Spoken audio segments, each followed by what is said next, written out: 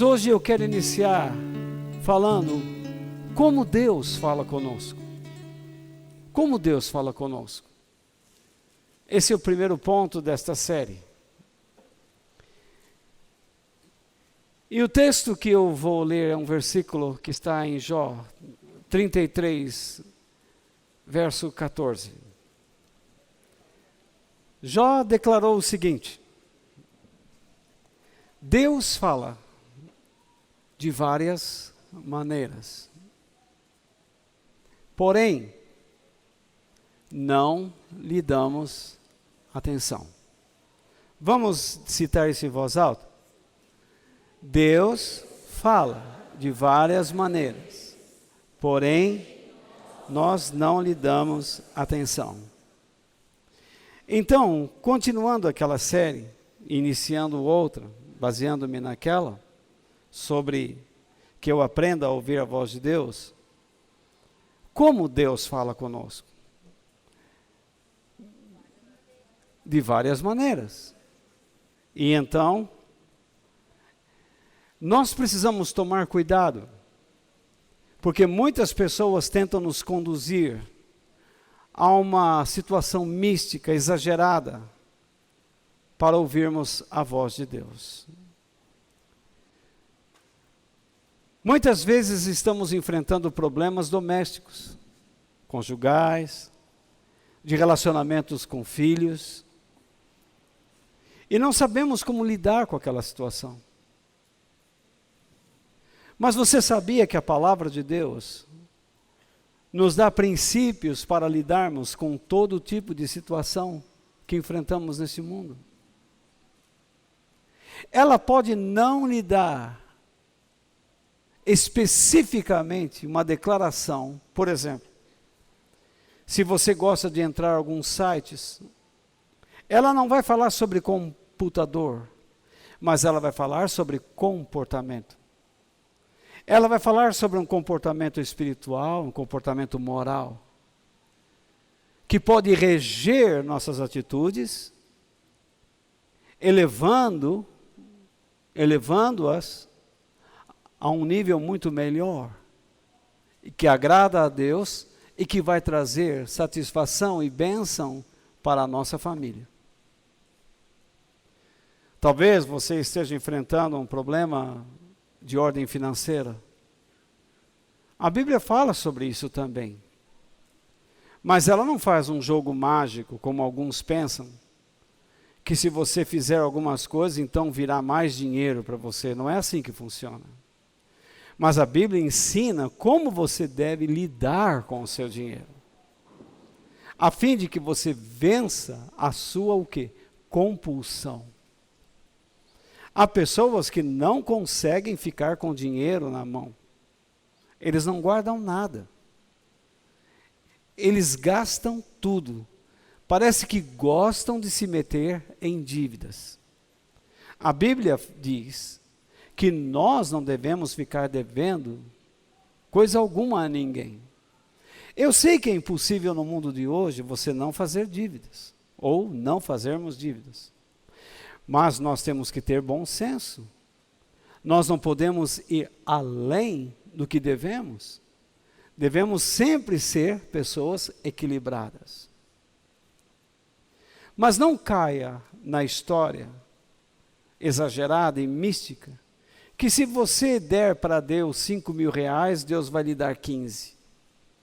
Há situações em que Deus nos pede, sim. Há situações em que Deus nos pede, Ele já fez isso comigo. E me abençoou. Me deu 3, 4 vezes mais do que eu havia oferecido a alguém. Deus já havia me pedido para dar um dinheiro a uma pessoa, e eu dei. era tudo que eu tinha no bolso. E Deus me deu muito mais. Na outra oportunidade, eu pensei que Deus estava falando comigo e eu dei. E Deus não deu nada. Fiquei sem dinheiro. Fiquei na maior pendura.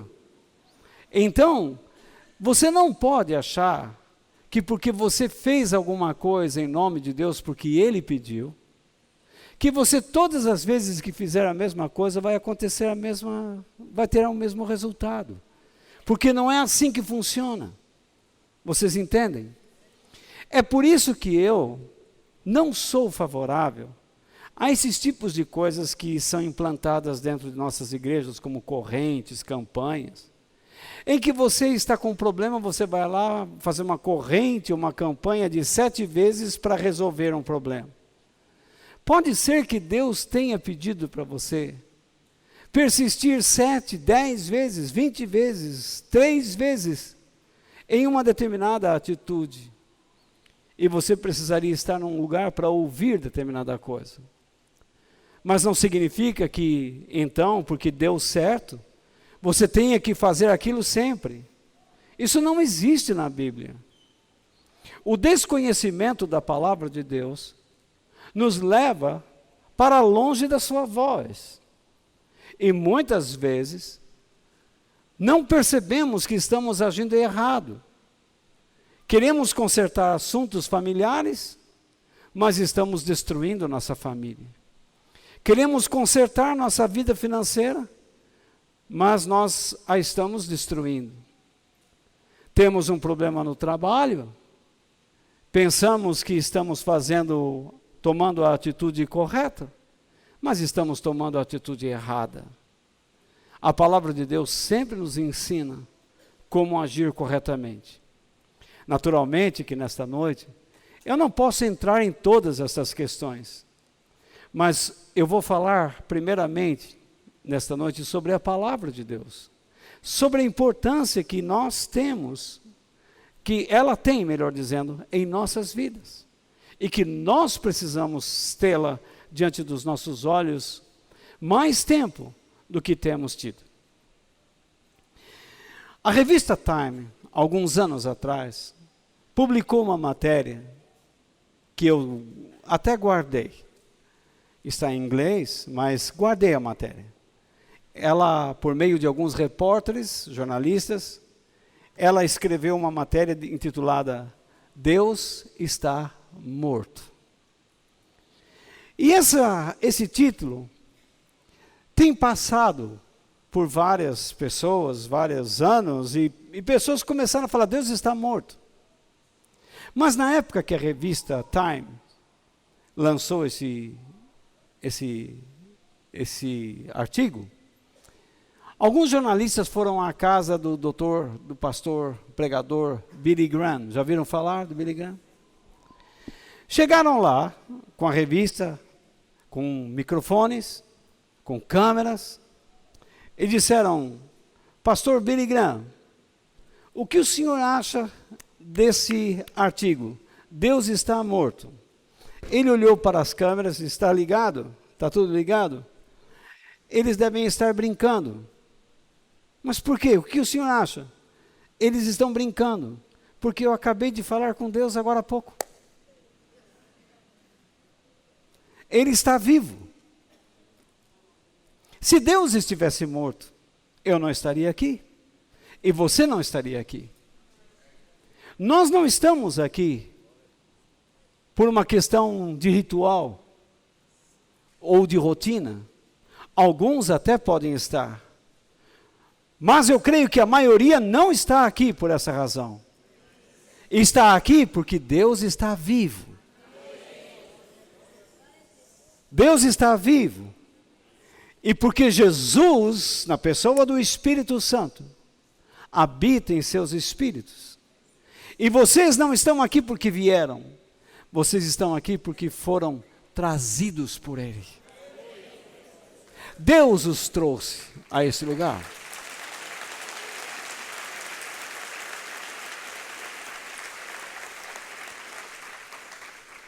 Por que Deus os trouxe?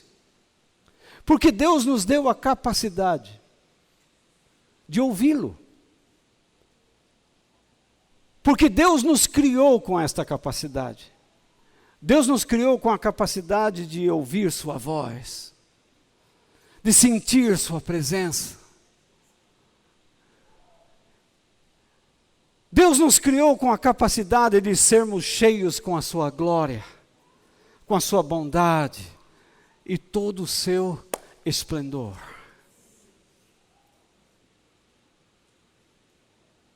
E não estou falando de exageros. Não estou falando de fanatismo. Eu estou falando daqueles momentos quando você está sozinho com Ele. Você e a palavra de Deus, a Bíblia. E então você percebe a presença de alguém ali. E você percebe que não está sozinho naquele lugar. Quantas pessoas nós estamos aqui? 600? 500? 1000? 200? 100? 3? Se fôssemos 3, seríamos 4. Onde estiverem 2 ou 3 reunidos em meu nome, eu estou no meio deles. Quando Sadraque, Mesaque e Abdenego foram lançados na fornalha que Nabucodonosor, rei da Babilônia, criou para aqueles que não adorassem a sua imagem, ele não viu 3, mas ele viu 4. Quem é que estava lá? Jesus Cristo, andando no meio do fogo com aqueles 3 homens, e fez com que suas roupas não se queimassem, nenhum fio de seu cabelo fosse queimado, a ponto do rei, perplexo, dizer: nós não lançamos 3, mas eu estou vendo 4. É assim. Eu estou dirigindo o meu carro. Eu não estou sozinho. Eu tenho alguém comigo. O anjo do Senhor acampa-se ao redor dos que o temem. Ele não se acampa ao redor de qualquer um, mas ele se acampa ao redor daqueles que o respeitam, que o desejam, que o querem, que anseiam a sua presença. E se você anseia a presença de Deus, nós somos 600 aqui, 500, não importa o número, 400, 300, 200, 100, mais um. Jesus está em nosso meio.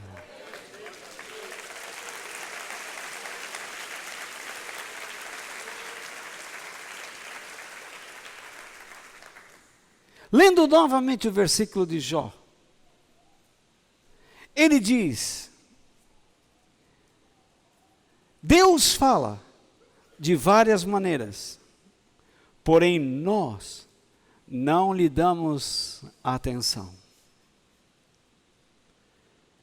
Jó diz que o problema não está em Deus, o problema está em nós.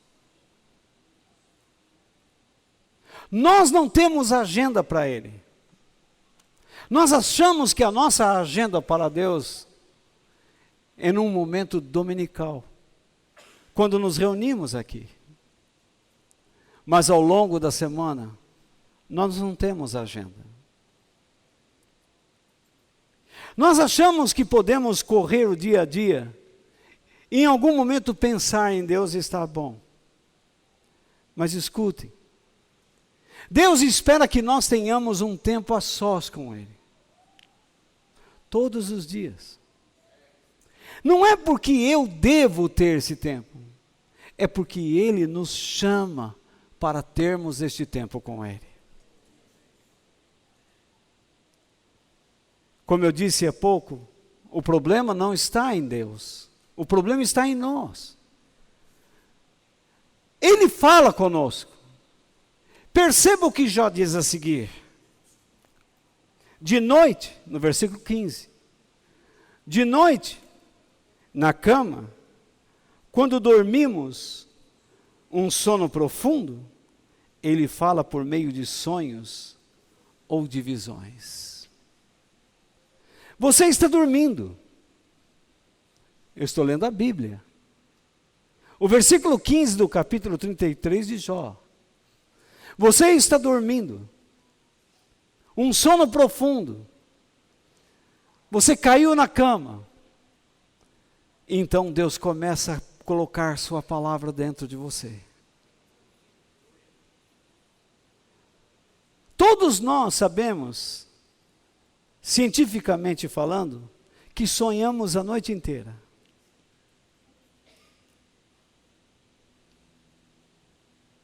Se você tem uma vida desregrada, a sua mente está cheia de lixo.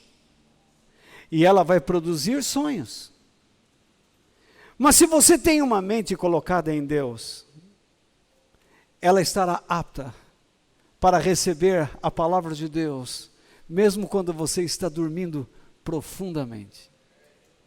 E o mais incrível é que Deus coloca dentro de nossas mentes, quando estamos dormindo, visões. Não entenda visões aqui como imagens, mas entenda visões aqui como caminhos, como princípios, pelos quais você deverá andar. No outro dia você acorda, e você vai enfrentar uma situação. Você sequer pensou em como iria lidar com aquilo, mas tudo foi construído na sua noite de sono profundo. Deus sabia o que você iria enfrentar. Pela permissão dele, você enfrentaria o que vai enfrentar. Mas Deus já colocou dentro de sua mente o caminho pelo qual você deve andar. Quando Joel disse: os jovens terão visões, e estas palavras foram replicadas por Pedro, a igreja pentecostal assumiu a ideia de que nós temos que ter imagens, como Pedro teve do grande lençol, antes de ir à casa de Cornélio. Nós não precisamos ter uma imagem. Visão na Bíblia significa um caminho, um princípio pelo qual você deve andar. Pedro era um judeu ferrenho. Jamais ele iria compartilhar o evangelho com alguém que não fosse da sua raça. Pedro não comia carne de porco. Pedro não comia peixe sem ser escamoso. Ele não comia peixe de pele. Pedro não comia certos tipos de aves e certos tipos de animais. Por isso, ele jamais gostaria de pregar o evangelho para esse tipo de gente.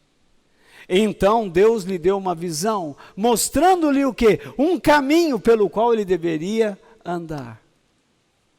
Pedro, você não pode julgar impuro aquilo que eu purifiquei. E Pedro foi à casa de Cornélio. E quando ele começou a falar, ele não conseguiu terminar a sua fala. Como se Deus dissesse: tá bom, Pedro.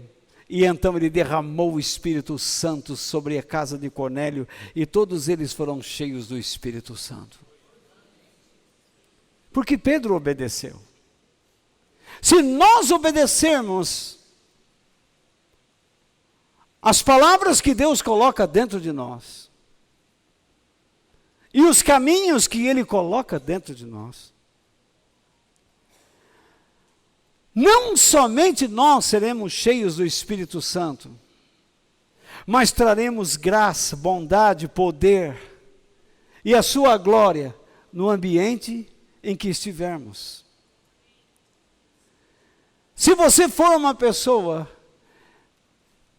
que anda pelos princípios de Deus dentro da sua casa, você vai trazer a graça e a bondade de Deus para dentro do seu lar, para dentro do seu namoro, para dentro do seu noivado, para dentro do seu casamento, do seu trabalho. Será algo abençoado por Deus e você perceberá isso. Você não precisará falar tanto. Você verá com os teus próprios olhos tudo de poderoso que Deus estará fazendo na sua vida e através da sua vida. Mas Jó diz ainda mais. No versículo 16. Deus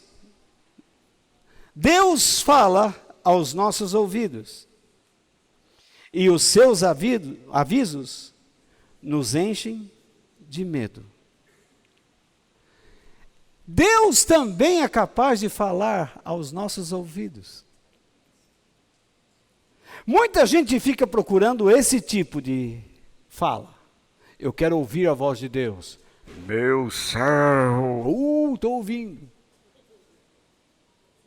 Eu já vi pessoas, inclusive aqui nesta igreja, que nós estávamos orando e a pessoa dizia: calma papai, ainda não, deixa eu terminar papai. Eu já vi pregadores fazendo o mesmo, dizendo: calma Deus, calma, ainda não terminei o meu raciocínio. Pedro não tinha terminado o seu raciocínio e Deus derramou o Espírito Santo. Mas o que eu quero lhe dizer é que às vezes nós estamos andando numa cilada. Estamos caindo numa ratoeira.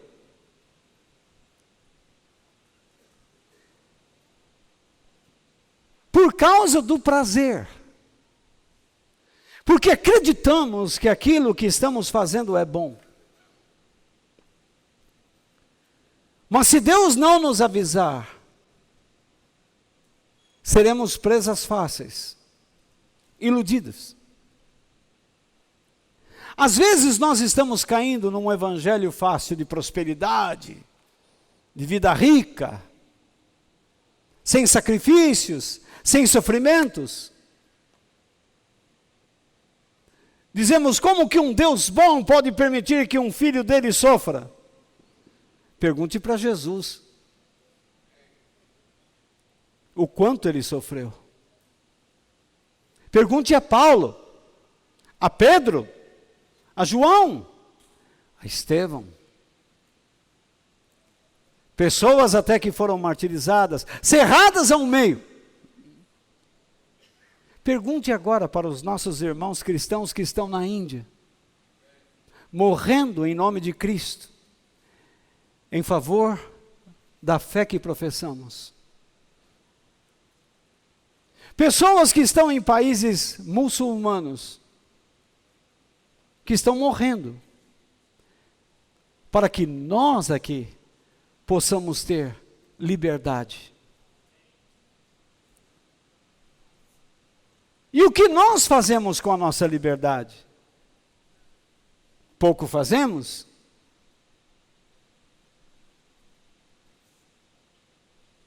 Deveríamos refletir quem somos diante de Deus, com a liberdade que temos.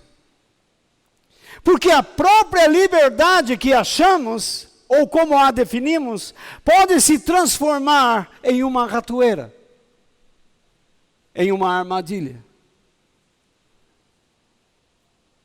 Passamos a tratar as coisas de Deus com desdém.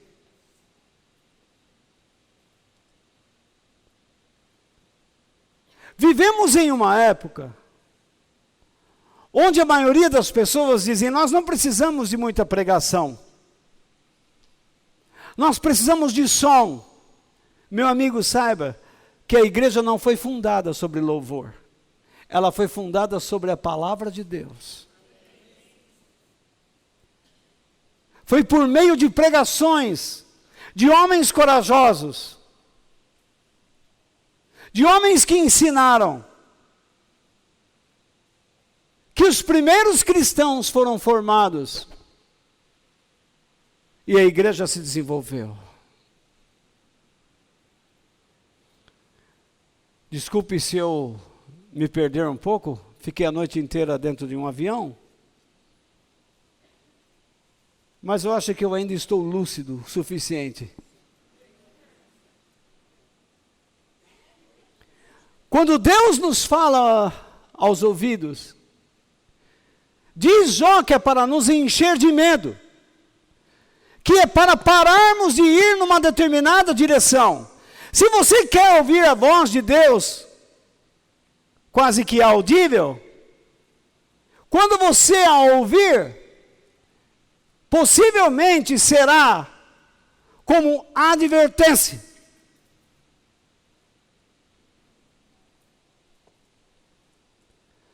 Quando Deus está dizendo, não concordo com o caminho que você está andando. Cuidado. Isso vai destruir você.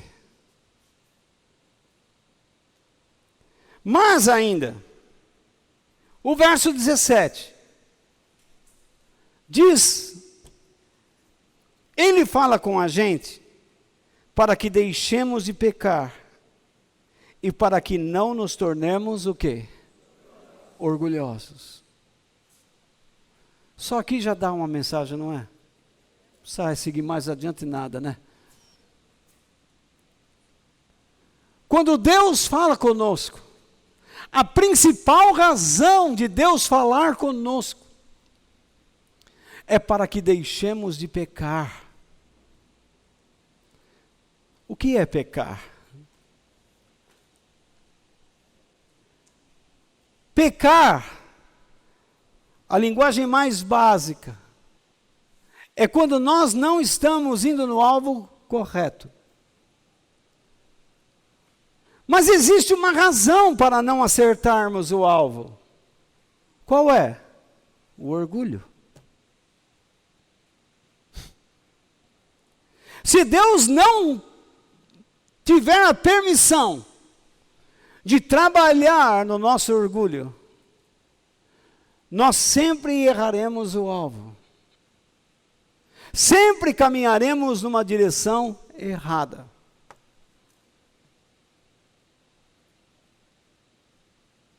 E o resultado será grande tristeza, que invadirá o seu, o meu coração. Um desequilíbrio emocional, um desarranjo total mental, depressão, angústia, medo, insegurança.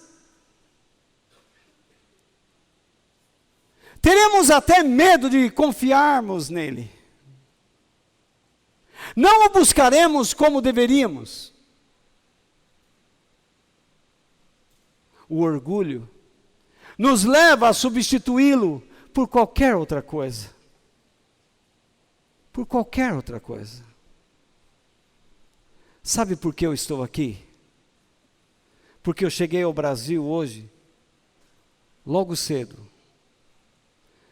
Deixei minha esposa aqui em São Paulo e fui para Valinhos estudar. Porque não poderia deixar de estar aqui.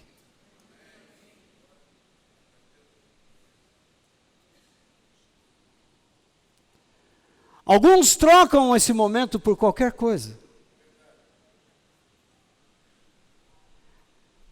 Sabe o que estará acontecendo com eles? Perdas, inconstância, desequilíbrios.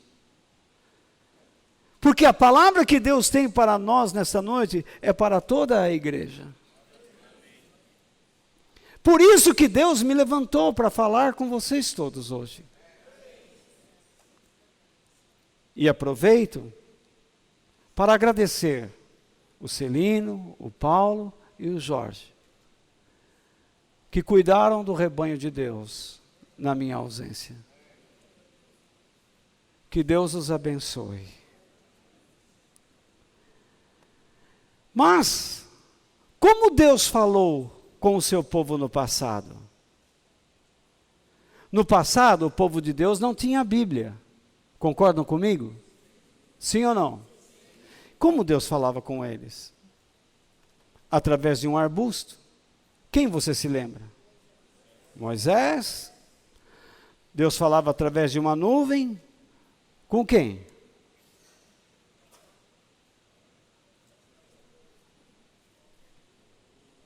Com o próprio Moisés.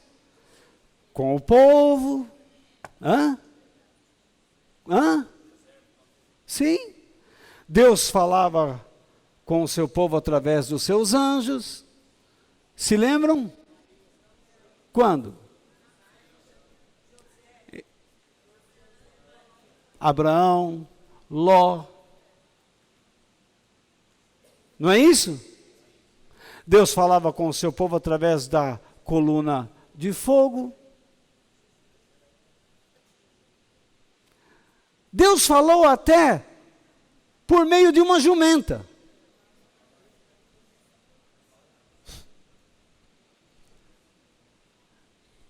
Deus conseguiu fazer com que aquela jumenta abrisse a boca e saísse de lá palavras racionais, que Balaão pudesse compreendê-las.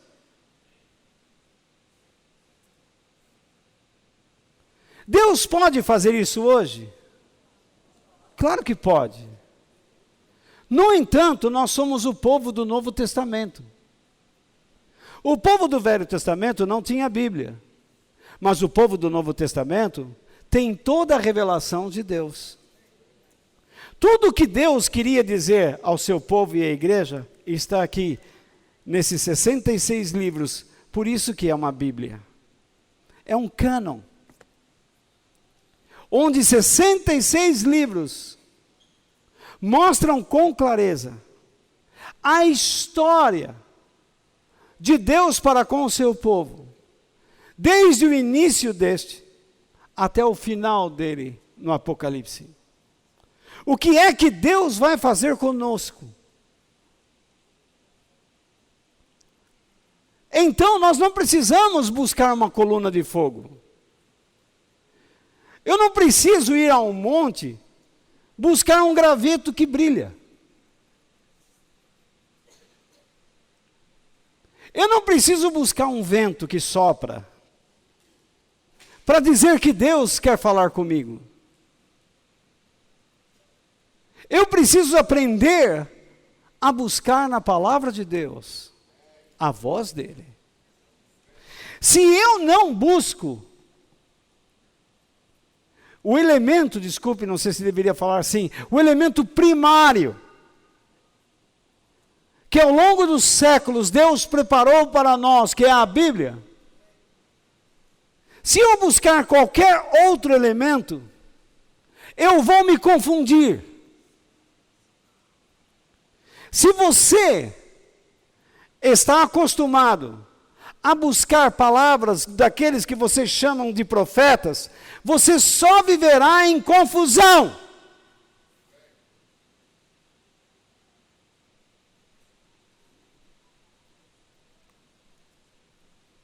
Nós precisamos aprender a buscar a voz de Deus no livro, com L maiúsculo, ou com letras capituladas, no livro, entre aspas, na Bíblia, nas Sagradas Escrituras, que Deus preparou para nós. Passará os céus e a terra, mas as minhas palavras não passarão.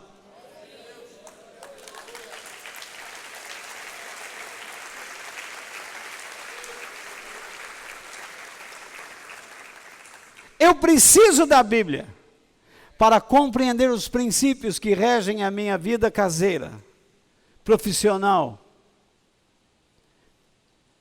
que me conduzam a relacionamentos sadios, que me façam enxergar o que naturalmente não enxergaria. Eu preciso da Bíblia para me manter no caminho diante de Deus. Para que eu possa andar debaixo da sua orientação e me afastar de todo o pecado, da impureza, da imoralidade, para que a minha vida tenha sentido neste mundo.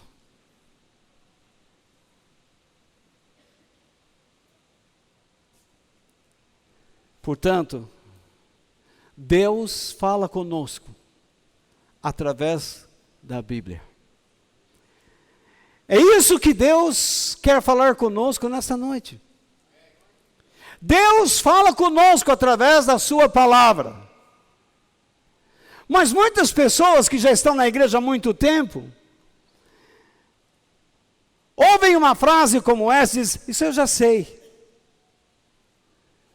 Você só conhece a frase, mas você não conhece a palavra de Deus.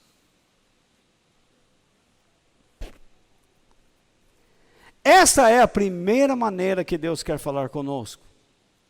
Vamos voltar para o nosso texto lá de 2 Timóteo. Vamos ler 2 Timóteo capítulo 3, versículos 16 e 17. Achem lá. Eu quero que vocês leiam agora na sua Bíblia.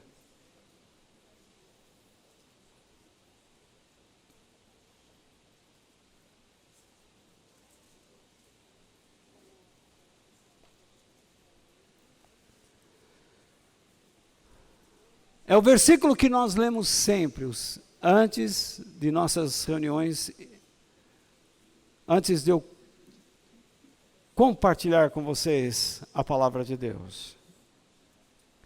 Vamos ler em voz alta.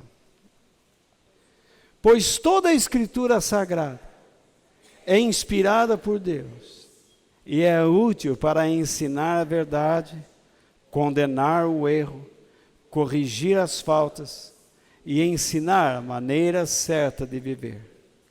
E isso para que o servo de Deus esteja completamente preparado e pronto para fazer todo tipo de boas ações. Encontremos nesse texto duas verdades e a razão das mesmas. Qual é a primeira verdade que está aí? Toda a Escritura preste atenção no verbo. O verbo ser define a Escritura como sendo o quê? Uma inspiração divina. Então toda a Bíblia é uma inspiração divina. O mesmo Espírito que provocou estas palavras escritas, é o mesmo Espírito que habita em cada um de nós. A inspiração de Deus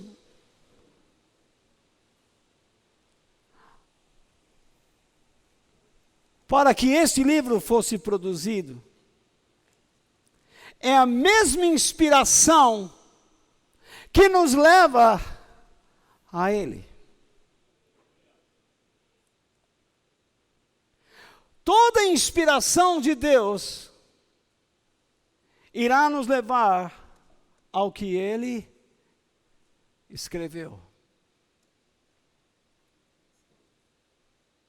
Se você não vai à palavra de Deus, não diga que você é uma pessoa cheia do Espírito Santo. Uma pessoa cheia do Espírito Santo recorre sempre da inspiração divina.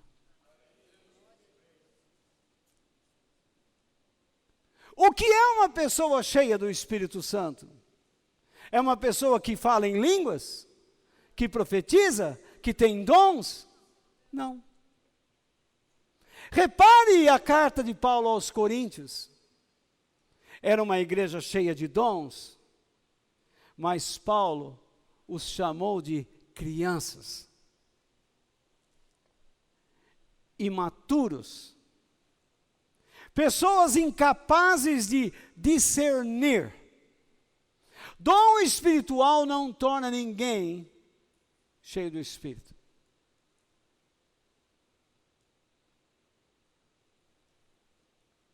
E a produção do mesmo independe de uma vida cheia do Espírito. Quando a jumenta de Balaão falou com ele, ela foi antes batizada no Espírito Santo? Por acaso ela teve uma coisa assim?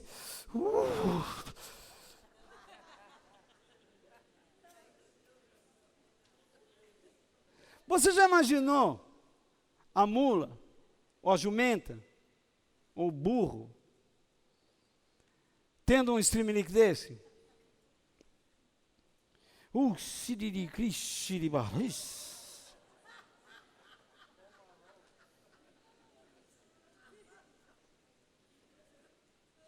Eu oro em línguas. Mas as línguas estranhas, só o fato de orar em línguas não edifica ninguém. A pessoa que ora em línguas e é edificada é quando ela entende a razão de orar em línguas. É diferente. Uma pessoa cheia do Espírito Santo é uma pessoa que é inspirada por Deus. É uma pessoa que está aqui e Deus faz assim com ela. Como aconteceu com Adão, lá em Gênesis. Quando Deus inspira esta pessoa, eu estou abusando, né? Quando a pessoa é inspirada por Deus, ela vai à palavra do Senhor.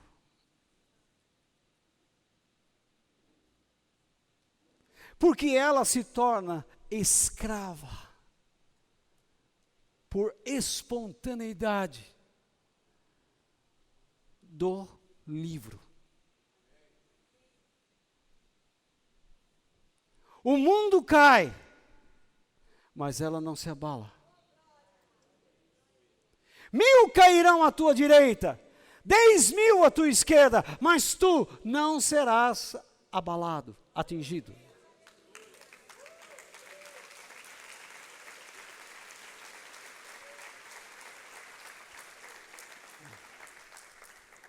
Eu faço assim e eu vejo que meus músculos foram todos embora.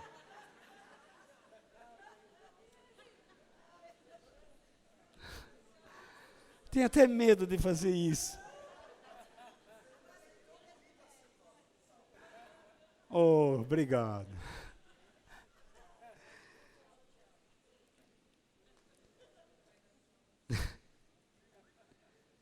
Qual é a segunda verdade que está no texto aí, de 2 Timóteo?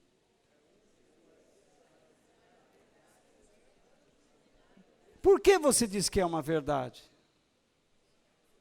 Porque existe um verbo que define.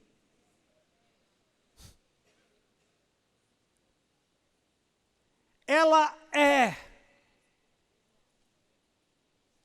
útil para ensinar a verdade, condenar o erro, corrigir as faltas e ensinar a maneira certa de viver.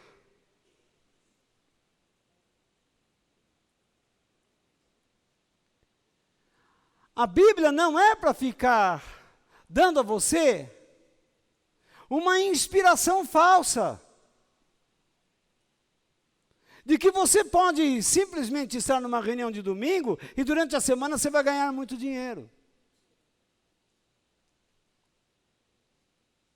de que se você cumprir certos versículozinhos, você fizer uma costura com certos versículos da Bíblia, criar um métodozinho espiritual, então alguma coisa vai acontecer de bom na sua vida. Isso não existe.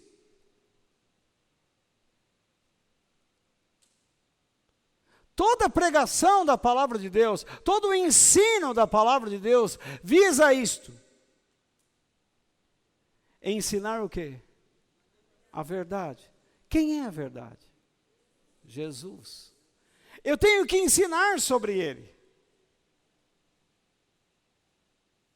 Por mais que alguns aqui me achem infame, inconveniente, retrógrado, fora do tempo, eu não posso fugir disso, porque sou escravo da Bíblia. Neste instante estou sendo inspirado por Deus, e a minha inspiração, e a inspiração divina me leva à sua inspiração.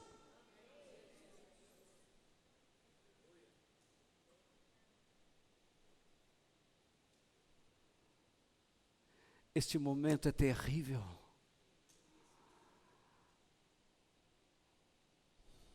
Todo o céu está presente aqui.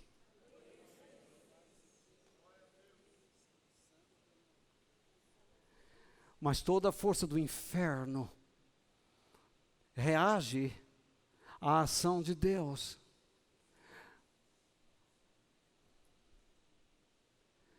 Porque nós temos as chaves. Ou abrimos as portas para um, ou para o outro. Fechamos para um, ou para outro. Jesus disse: as portas do inferno não prevalecerão contra a minha igreja. Mas ele disse: eis que estou à porta e bato.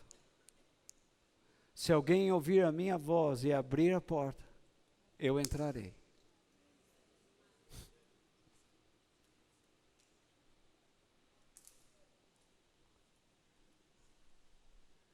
O que impede de Jesus estar aqui? A falta da verdade. Se estamos vivendo uma mentira, como Deus pode estar conosco?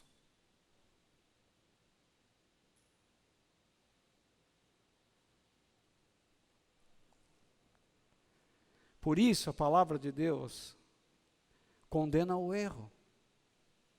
Condena o erro.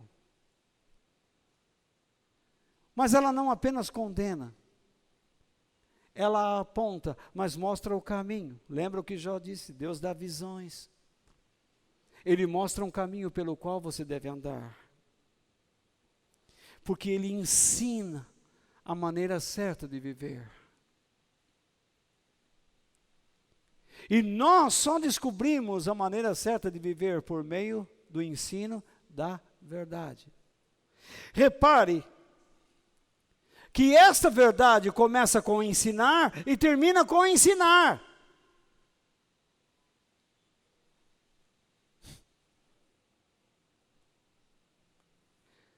A Escritura Sagrada é útil para o quê?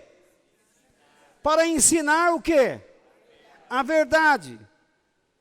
A fim de que você aprenda a maneira certa de viver. Mas para que você aprenda a maneira certa de viver, é necessário que Deus trate com o seu orgulho. É o orgulho que nos conduz ao erro. E Deus condena o erro e nos ensina a tratar com ele.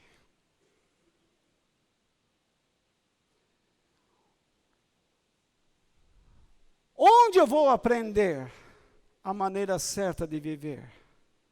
Na palavra de Deus. Com quem eu vou aprender a maneira certa de viver? Com a pessoa de Jesus Cristo. Não existe alguém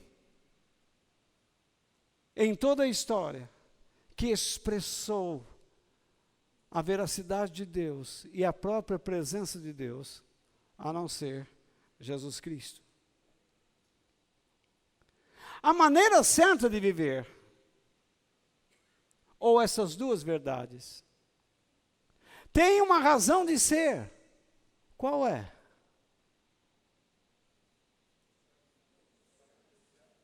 Está aí no versículo.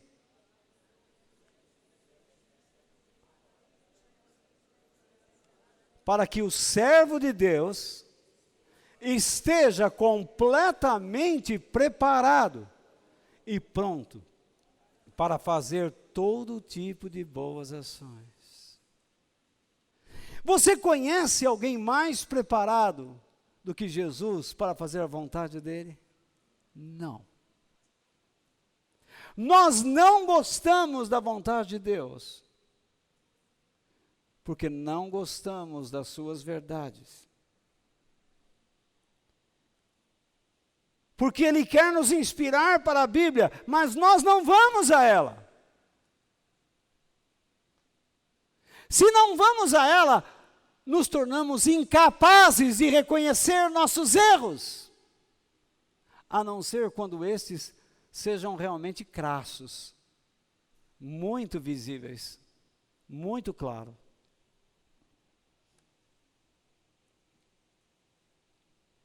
Mas alguns erros de nossas vidas morais estão continuamente dentro de nós, explodindo. E chegamos a dar desculpas. Não, tem ambiente que dá para usar, tem ambiente que não dá para usar. Mas Deus diz, isso é imoral. Entendem o que eu digo?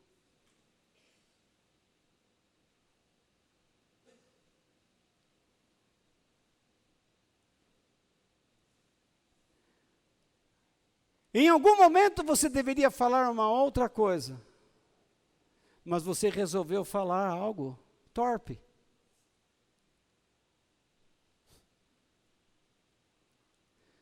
Significa que você não foi inspirado. Você trouxe uma mensagem estranha. O quê? Um fogo estranho. Para dentro de uma situação, e que agora ela pode ser totalmente destruída. Não necessariamente uma palavra torpe, mas qualquer mensagem, qualquer ideia, que não seja edificante para aquele momento. Um momento, por exemplo, de se silenciar, ou de falar. Como diz Salomão, há tempo para todas as coisas. Há tempo para falar, há tempo para ficar calado. Há tempo para sorrir, há tempo para chorar. Enfim.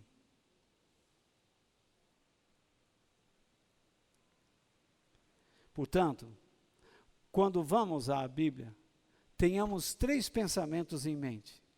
E eles são: a Bíblia é confiável. Por quê? Porque ela é a inspiração do meu Deus. Toda vez que eu sinto vontade de ler a Bíblia, eu não posso dizer, ai que vontade de ler a Bíblia, mas agora não dá. Dá. A Bíblia me ensina. Ensina o quê? Sobre o meu estado atual e a maneira certa de viver. Estou me baseando no que lemos. A Bíblia me prepara. Me prepara para o quê? Para como eu devo proceder à semelhança de Jesus nas diferentes situações da minha vida. Existe algum mistério nisso? Não, nenhum. O que existe da nossa parte é desdém. Deus fala conosco, como está falando agora. Mas alguns não estão prestando atenção.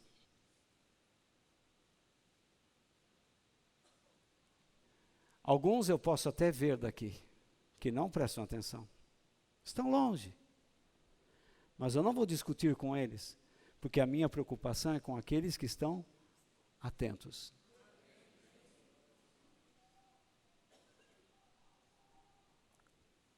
Não há livro mais confiável, com valores morais e espirituais mais elevados do que a Bíblia. Livro este dado por Deus a nós, que nos guia, que nos corrige, que nos conforta, que nos ajuda e nos protege. Esta é a palavra de Deus. Ela guia, ela corrige, ela conforta, ela nos ajuda, ela nos protege do erro, da queda, do mal. Por isso, irmãos, gastemos mais tempo com a palavra de Deus. Se nós não buscarmos diariamente a Deus através da sua palavra, como Ele falará conosco? Eu sempre indico às pessoas que comecem a gastar 5 minutos e aumente o seu tempo. 5, depois passe para 10, vai até 15. Comece levantando mais cedo. Você vai pegar a Bíblia e vai dizer assim, ai, como é duro, hein? Não entendo nada. Sabe o olhar de cama?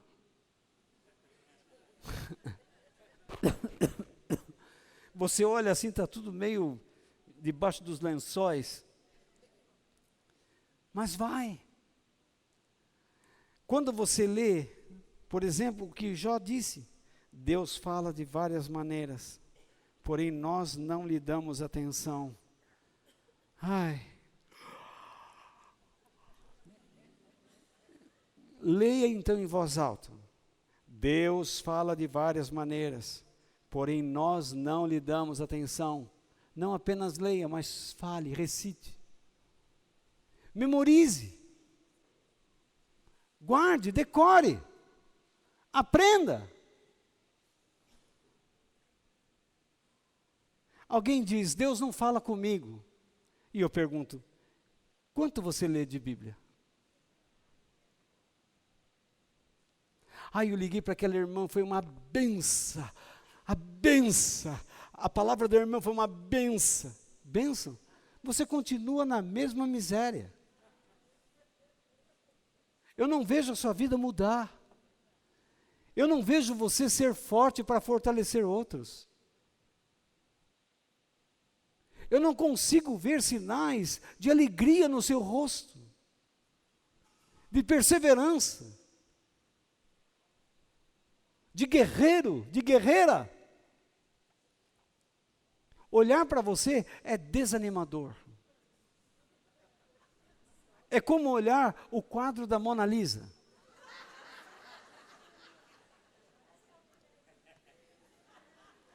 Eu não entendo como as pessoas amam olhar aquilo. E custa caro olhar aquilo lá. Só para você ir daqui no Museu de Louvre, custa muito caro. Para guardar aquele quadro, custa caro. Já. Tem até na internet, se quiser. Vem lá.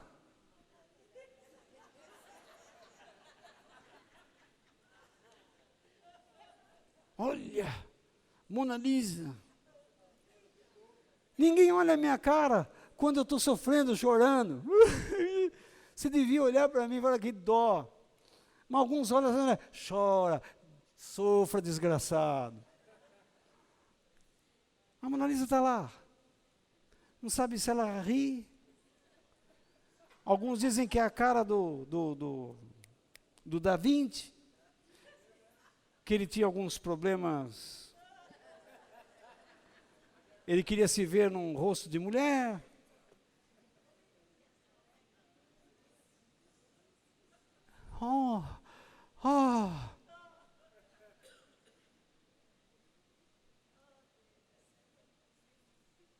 Eu gosto de ver um homem trabalhador, digno. Eu gosto de ver uma mulher de Deus. Eu gosto de ver uma pessoa que enfrenta a vida, que não desanima, que não fica criando caso, que faz o que deve ser feito, que se prepara, e que não fica ali vislumbrando sonhos. Eu gosto de ver homens com sonhos e visões de Deus. Homens que interromperam uma caminhada que ia em favor de uma ratoeira, que estavam indo para uma cilada, e reconheceram e voltaram. Homens que estão lutando contra o seu orgulho, e servindo a Deus, e fortalecendo pessoas. É isso que eu quero ver. É isso que Deus quer ver. Deus está chamando a gente para a palavra de Deus pela sua inspiração. Vamos supor que o presidente da república ligasse para você, descobrisse o seu número de celular. E você diz, alô? Ele diz assim, é o Walter? Fala aí, mano, quem é, mano? Aqui é o presidente Temer. Ah, sai dessa, meu, qual é que é, xará? Você tá louco, meu. Tá pirado, mano, o que é? Tá ligado, tá ligado, tá ligado?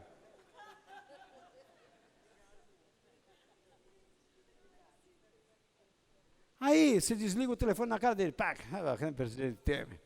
Daqui a pouco chegam 2 policiais federais. Mete na sua cara.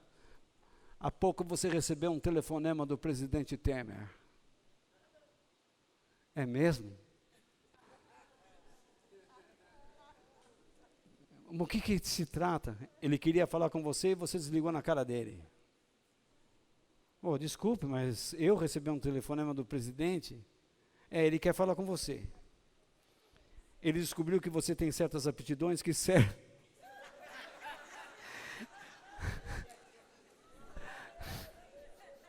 Eu sei que eu estou falando uma loucura aqui, mas ele quer marcar um encontro com você. E tem mais. Ele virá até a sua casa. Oh, mas eu moro aqui em Pirituba, tal. Ele mora ali no bacana ali e tal, né? Não, ele virá até a sua casa. Oh, mas minha casa é simples. Ele não quer saber da sua casa, ele quer saber de você.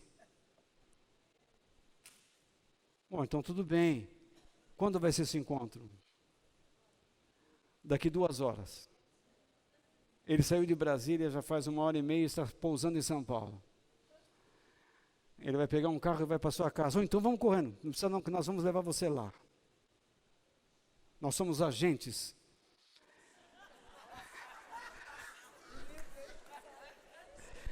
E nós vamos levar você. E você vai. Você saiu do trabalho, você não quis nem saber como você estava vestido, você não quis saber de nada. É o presidente, meu. É o presidente, mano. Aí você vai lá. Você sabe que existe alguém maior que ele? Ele é o Criador do universo. E todos os dias ele chama você de manhã para acordar mais cedo. Ou então durante o dia, para você ter um tempo a sós com ele.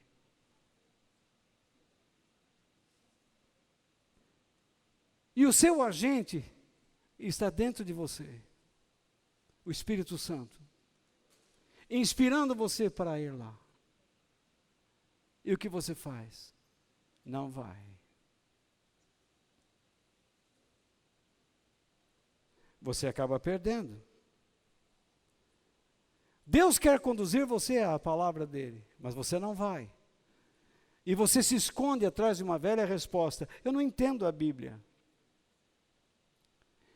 Você tem que entender que a Bíblia é o nosso manual de Deus, a fim de recebermos todas as suas orientações. Se você utiliza uma Bíblia numa linguagem mais antiga, é certo que você vai ter problemas com algumas palavras, não é isso? São palavras de um vernáculo mais antigo. Não é isso? Mas a Bíblia é um manual divino, mesmo assim. Mesmo com as versões mais antigas ou versões mais modernas. Vamos supor que você compre um aparelho. O que vem junto com aquele aparelho? Um manual. Mas eu garanto que há pessoas aqui que compram um aparelho, se você é como eu, você deixa o manual de lado e já quer apertar logo os botões.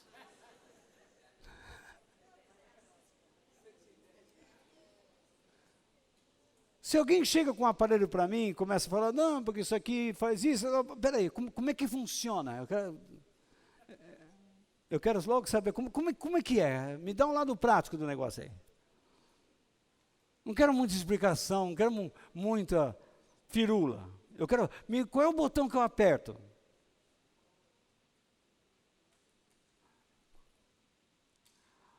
Sabe qual é o resultado disso? Frustração e desânimo. Outras pessoas gostam de pegar o manual, põe o aparelho de lado e dá um manual para alguém. Você pode ler para mim?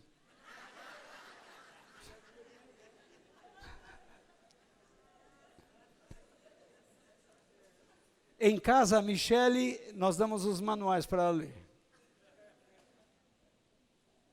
Pesquisa na internet, Michele, pode pesquisar? Ela é rápida. Mas é assim que nós tratamos a palavra de Deus. Em vez de lermos, de irmos a ela, aprendermos a ler, a meditar, nós pedimos que outros façam isso por nós. Alguns têm uma lista. Irmã Vardivina, irmã Sebastiana, o Tião, está aqui o Tião. Olha o Oswaldo tem uma palavra boa. Vou ligar para o Oswaldo. 99.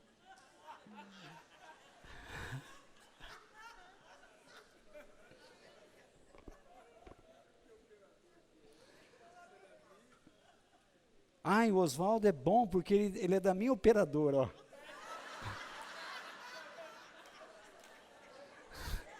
Essa profecia vai sair mais em conta ainda.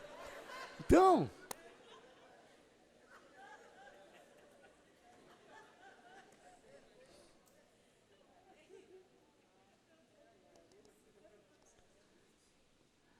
como nós devemos ler a Bíblia? Eu sempre indico que as pessoas comprem versões como a NVI ou a NTLH. Não abandonem suas versões antigas. Eu estudo com elas ainda. Muitas vezes eu coloco textos de versões antigas, me atrapalho e coloco, não é? Mas, por que eu uso essa versão? Porque é a mais simples. Porque você pode entender o que a Bíblia diz. Mas nunca menosprezando as versões mais antigas, jamais.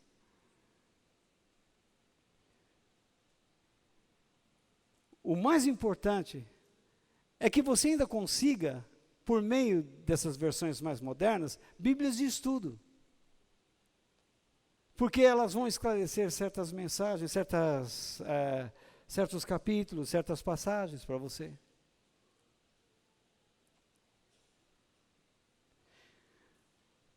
Entretanto, é muito importante que nós gastemos tempo com a Bíblia. Que nós aprendamos a dar passos iniciais nela, para depois darmos passos mais profundos em assuntos, aprendemos a estudá-la mais profundamente. Quando eu comecei a estudar a Bíblia, foi me ensinado um modo devocional. Por isso, como nós podemos meditar na palavra de Deus?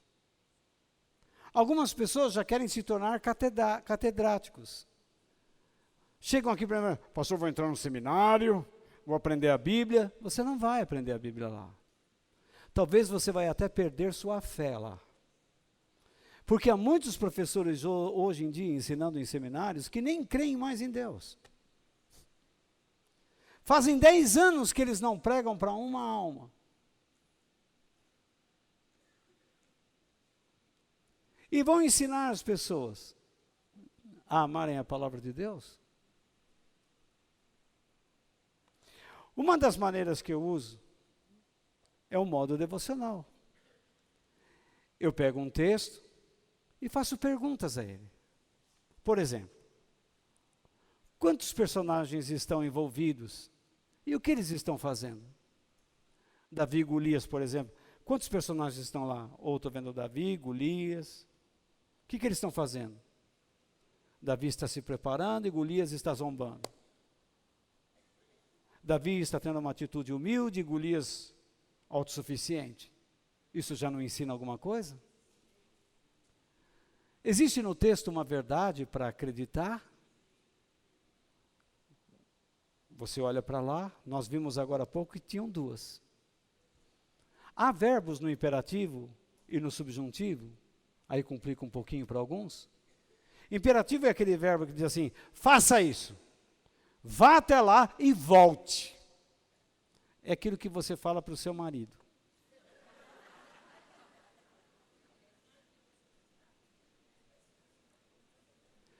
O subjuntivo, ele te dá uma ideia de condição. Então você diz para o seu marido, meu querido, vou ligar às 2h com a notícia que tenho que passar para você. Que você atenda o telefone. Ó, que você atenda. Esse que você atenda expressa o quê? A condição para receber a notícia que eu vou te passar. Muitas vezes na Bíblia aparece isso. Que nós não sejamos como crianças. Mas que desejemos o quê? O alimento próprio. A condição para deixarmos de ser crianças é buscarmos o alimento adequado. São perguntas. Há um mandamento para obedecer? Deus dá um mandamento lá? Há um exemplo a ser seguido ou rejeitado? Posso continuar mais um pouco aqui, irmãos? Existe no texto uma oração feita por alguém? Tem alguém no texto orando? Ele está orando o quê? Lembra da oração de Salomão na dedicação do templo? Lembra das orações de alguém na Bíblia? De Ana, por exemplo? Que outras orações você se lembra? De Davi? Os Salmos? Há algo para agradecer a Deus? Existe alguma coisa no texto que, puxa vida, que maravilha! Se você não aprender a perguntar dessa maneira, você não vai a lugar nenhum. Há um pecado que eu devo confessar a Deus? Por exemplo, o livro de Jó que nós lemos. O problema não está em Deus, está em mim. Puxa, Deus, eu não estou dando tempo para o Senhor. É um pecado. Há algum erro que eu devo evitar? Há uma promessa clara para o povo de Deus? Há alguma advertência ou conselho divino no texto? O que eu devo aprender do texto bíblico? Então, construa planos de ações, baseando-se no que aprendeu. Vamos supor que você esteja estressado agora e está aflito com alguma situação. Quantas pessoas chegam para mim e dizem assim, Walter, por onde eu devo começar a ler a Bíblia? Eu comecei do Gênesis. Você pode fazer isso, mas eu sempre sugiro que você leia o Evangelho de Marcos e juntamente com ele o livro de Tiago. O Evangelho de Marcos É um livro que mostra os atos de Jesus. E o livro de Tiago mostra como você pode se integrar na vida cristã. Como você pratica a vida cristã.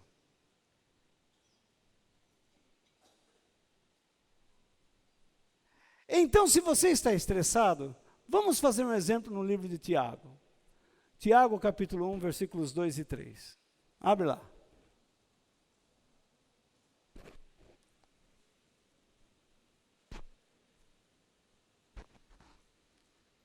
Acharam?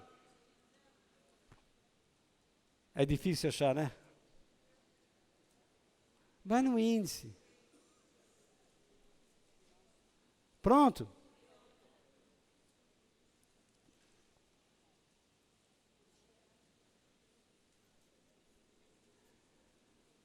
O que diz lá? Versículos 2 e 3 do livro de Tiago. Alguns estão procurando ainda, vamos lá. Acharam? Vamos lá. Meus irmãos, sintam-se o quê?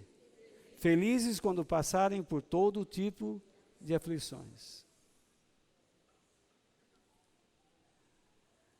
Pois vocês sabem que quando a sua fé vence essas provações, ela produz o quê? Perseverança. Que essa perseverança seja o quê? Perfeita. A fim de que vocês sejam o quê? Maduros e corretos, não falhando em nada. Quantas pessoas estão envolvidas nesse texto?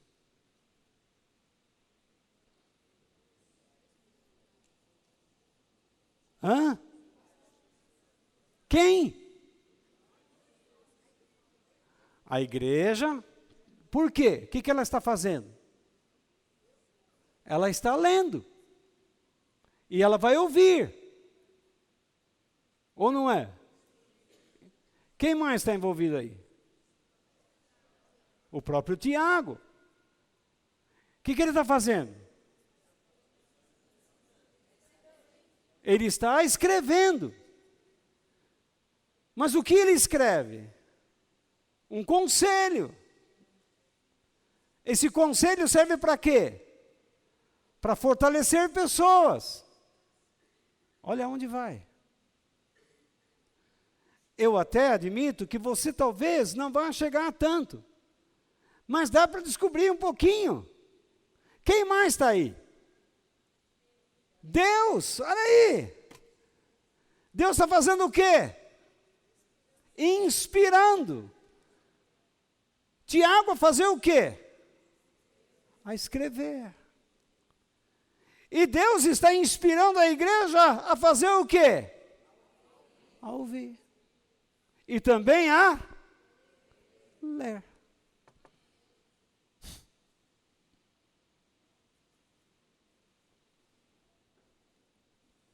O texto é o quê? É uma advertência? Um conselho?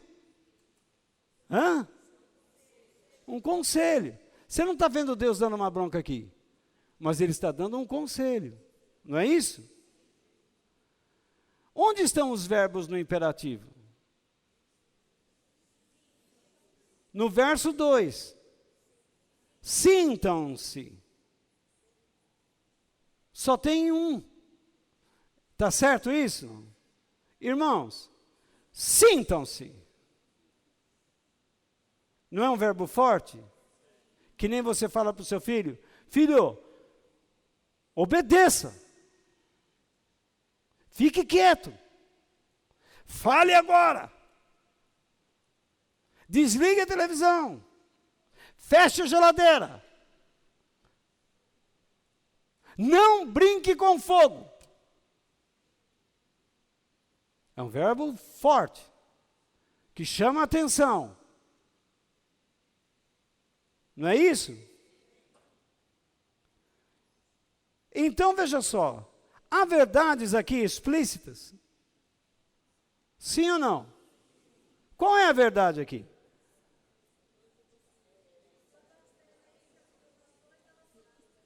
Olha lá, a fé, quando a fé vence as provações, ela produz o quê? Perseverança. Isso é uma verdade?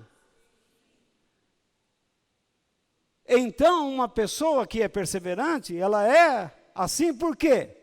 Por causa da sua fé. Ela é fiel a Deus. Nós estamos indo na Bíblia. Agora, você acha que você vai sair daqui e praticar isso? Claro que não. Você tem que estar junto com pessoas que façam isso mais tempo, para se acostumar. Mas eu já ouvi de pessoas aqui dentro falando assim, mas de novo, negócio de devocional. Seria a mesma coisa que eu dissesse, de novo eu tenho que olhar para a tua cara.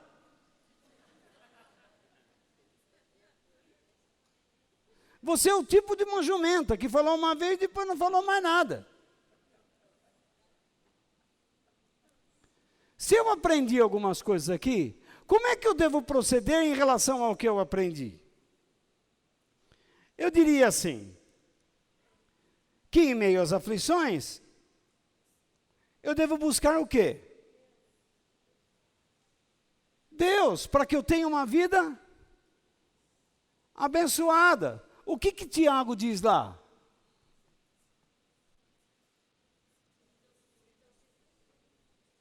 O que ele diz, gente? Sintam-se o quê? Então eu tenho que buscar o quê? A felicidade. Mas buscar a felicidade em meio às aflições? Sim. Você está sofrendo agora? Vá buscar a felicidade. Onde está essa felicidade? Em Deus, nas bem-aventuranças. Aí que está. É lá que você vai encontrar o procedimento. O reino, a ajuda, as promessas, a satisfação em Deus, e como você vai ser usado por Deus para fortalecer outras pessoas, mesmo sofrendo. Vê se o Tião, o Osvaldo, que é o telefone da sua operadora, vai te dar uma profecia dessa. Vá à Bíblia, meu irmão. Nem o Osvaldo vai.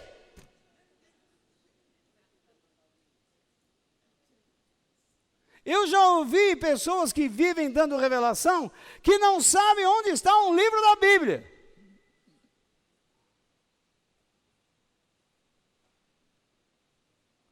Que Deus, bom, Deus usa uma mula, tá bem. Mas não é toda hora. Você viu a mula de Balaão se formando com um certificado no seminário? Nunca. Vamos ser responsáveis.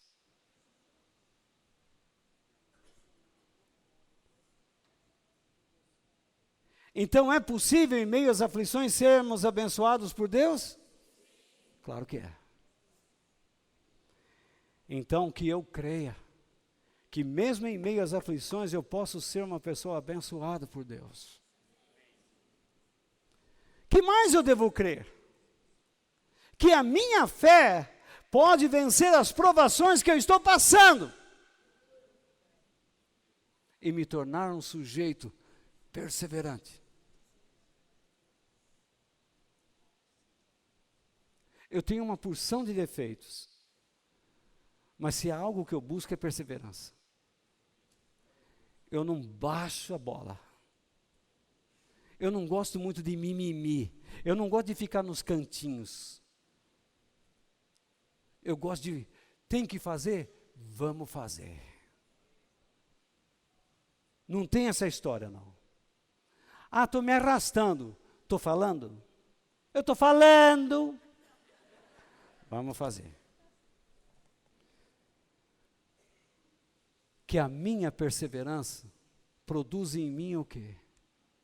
Maturidade e uma vida correta. Porque não adianta nada você estar, eu estou fazendo a obra de Deus, mas você ser um mau elemento. Uma pessoa falsa. Então eu quero terminar esta noite dizendo a vocês o seguinte: quando desprezamos a Bíblia, menosprezamos a Jesus. Por quê? Abra lá em João, capítulo 1, versículos 1 ao 5. Antes de ser criado o mundo, aquele que é a palavra já existia. Quem é? Jesus. Antes de tudo existir, a palavra de Deus já existia. Irmãos, você não precisa existir para esse livro ser verdade. Você não precisa ter a mesma fé que a minha. Esse livro é a verdade. Porque ele existe antes da fundação do mundo. Antes de eu vir para cá, antes de eu sair do ventre da minha mãe, a Bíblia já era verdade.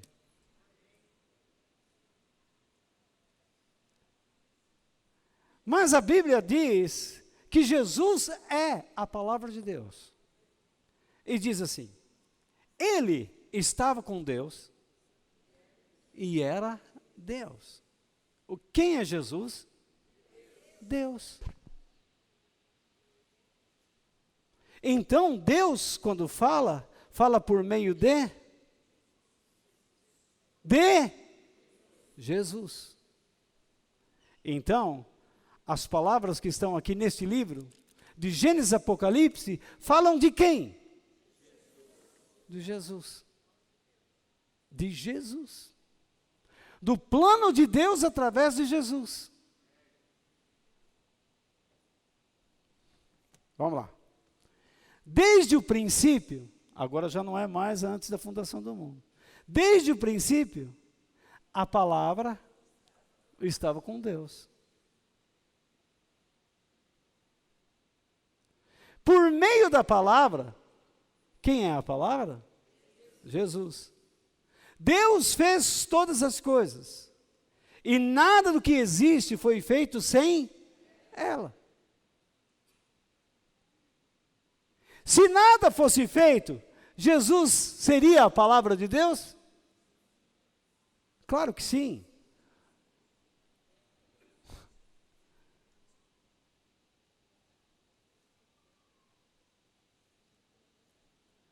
Deus precisa do mundo para ser Deus? Não, Ele é Deus. Eu acho que Ele criou um problema para Ele. Quando criou você, Ronaldo.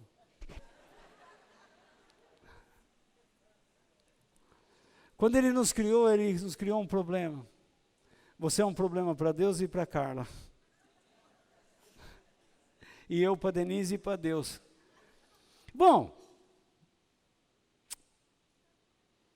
por meio da palavra dele, por meio de Cristo, Ele criou todas as coisas. O que é que Deus pode criar através de Cristo na sua vida? Algo inimaginável. Se Deus criou do nada o tudo, imagine o que Ele pode fazer na sua vida. Do nada, Ele pode fazer o que você nem imagina.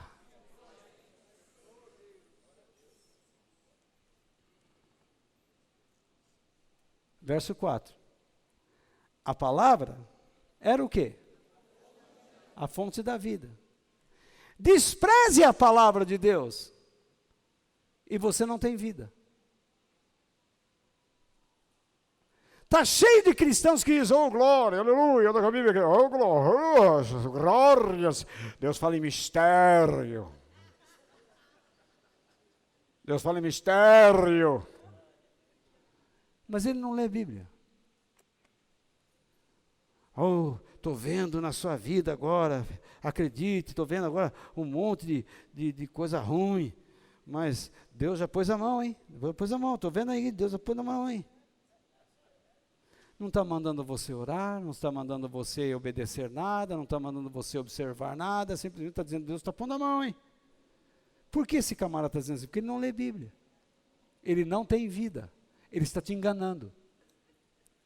Vamos lá.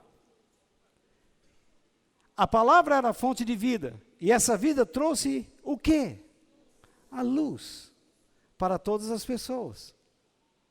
É por meio da palavra de Deus que você adquire o quê? Luz. Lâmpada para os meus pés e luz para os meus caminhos. É o quê? A tua palavra. A luz brilha quando? Na escuridão. Sabe o que é escuridão? Ignorância, desconhecimento. Quando eu não sei o que fazer, e eu vou buscar, sou inspirado para buscar, Deus vai me dar o quê? Luz. E vai me tirar da ignorância. E o mais incrível é que quando Deus nos leva, a escuridão não consegue apagar a sua luz. Lembra no início? Deus olhou a escuridão desse mundo e disse, haja luz. Que escuridão pôde deter aquilo? Está escrito, pela palavra Deus diz, haja luz. Sabe o que está escrito a seguir? E houve luz. Deus o inspira, vá à Bíblia, porque você vai receber vida, luz. Sabe o que Deus diz depois?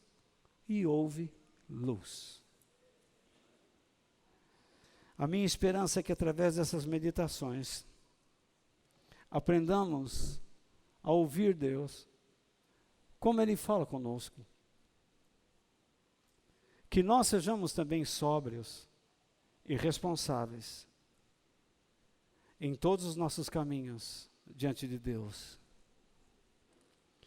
Que nós amemos a Bíblia, a palavra de Deus, porque é através dela que nós encontramos toda a revelação divina para nós, através de Cristo Jesus. Eu espero que Deus tenha usado a minha vida nessa noite, para mostrar a você a importância desse livro. Eu poderia falar a noite inteira, mas creio que isso é suficiente. Durante a semana você tem isso na internet. E vai ter o texto também. E então você pode baixar. E aquilo que você não conseguiu copiar, você copia tudo lá. Que Deus nos abençoe. Amém.